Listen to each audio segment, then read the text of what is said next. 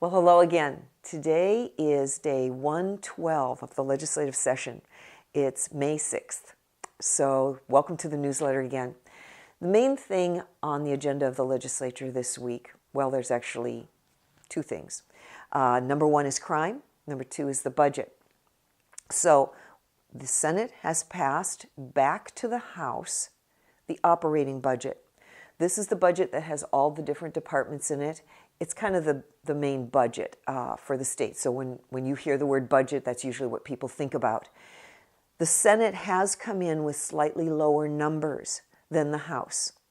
The House has failed to agree with the Senate's numbers.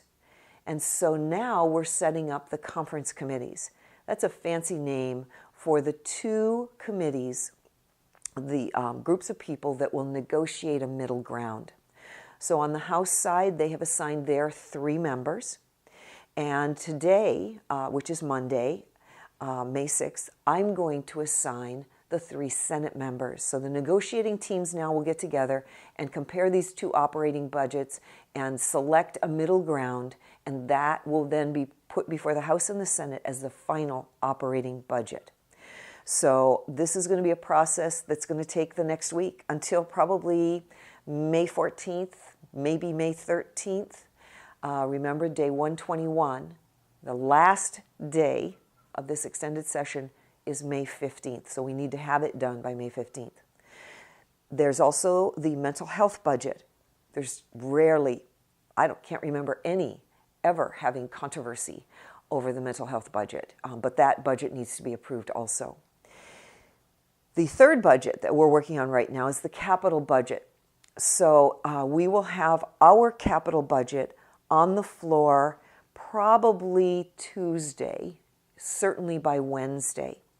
Then we pass that over to the House. The House is waiting for that capital budget.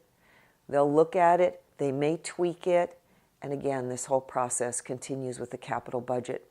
The capital budget this year is about $170 million of state money, but it leverages significant federal money and other monies, so that at the end of the day, the capital budget, counting all funds in, is somewhere a little bit more than $1 billion.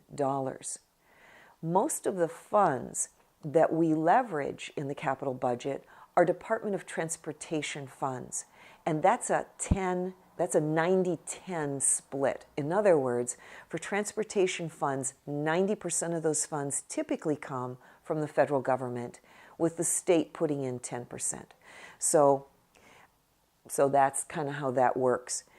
There is disappointment, I'll say, with the capital budget, in that the state owns buildings, and those buildings have not had ongoing maintenance for a while in many cases. We call that deferred maintenance. It is a bill that is mounting, of course, every year. You know that if you don't maintain your home, that things that are getting old and need replacement just get worse. They don't get better. They don't heal themselves. So that's the situation with our deferred maintenance.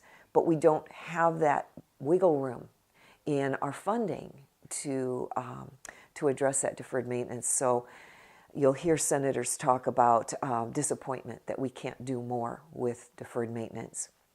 So on to the other really big issue. In fact, the number one issue for the Senate as we came into this session in January, and that's crime. The Senate has heard now all 4 of the governor's crime bills. They are all safely housed in the Finance Committee, where they have been heard last week.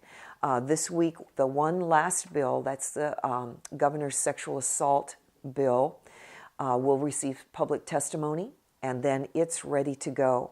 At the same time, the House has ramped up their work. This last week, they began to focus solely on crime. They are working hard on combining the governor's bills into one bill, House Bill 49, in case you're looking up numbers and so forth. The Senate is waiting to see what the House is going to do in that bill. Many of the elements in that bill as of this weekend were pretty good. But today they're taking amendments, so that all could change. So we'll see what comes out. When the House is done with House Bill 49, it'll go to their floor, possibly get more amendments, and then it'll come to the Senate. So keep your eye on the crime bills. This is a major focus of activity right now.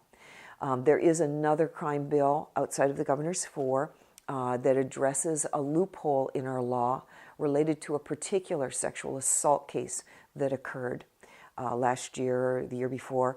And that bill is also moving. In fact, I'm hoping to have that bill on the Senate floor either Tuesday, definitely by Wednesday, so we can send it back over to the House for them to agree with what we've put into it.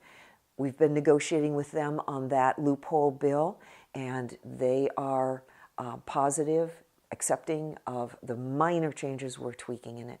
So those are all the parts that are moving. It's moving very quickly right now as we look at May 15th as that finish line for this legislative session. These are all critical issues that the Senate has taken up from the day we started in January. We're really thankful and respectful of our House counterpart who are working hard on this as well. In any case, thanks so much for watching. There's some additional information in this newsletter about the permanent fund dividend and all those kinds of things. So we'll see you again, possibly in a few days if there's breaking news. Thanks so much for watching.